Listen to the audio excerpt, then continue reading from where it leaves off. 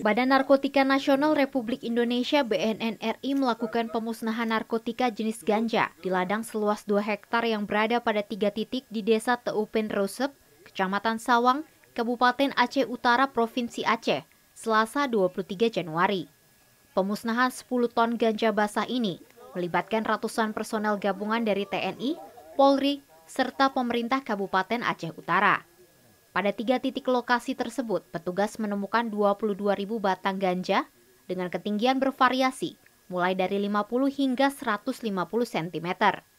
Petugas melakukan pemusnahan dengan cara mencabut dan membakar langsung di lokasi. Setelah dilakukan pengujian, ganja tersebut dinyatakan positif mengandung metafetamin. Hingga saat ini, petugas masih memburu pelaku yang memiliki kebun maupun pekerjanya. Kepala BNN RI Komisaris Jenderal Polisi Martinus Hukom menyebut, status kepemilikan lahan hingga saat ini masih belum diketahui. Jika tanah tersebut terbukti bukan milik negara dan memiliki sertifikat pribadi, maka pihaknya akan segera melakukan penyitaan lahan sebagai salah satu barang bukti.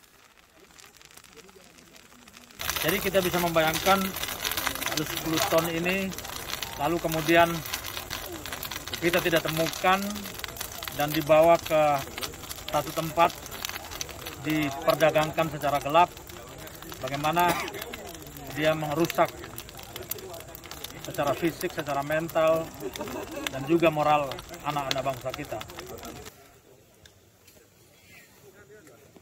Dengan memusnahkan 10 ton ganja tersebut, petugas berhasil menyelamatkan 55.000 jiwa generasi penerus bangsa.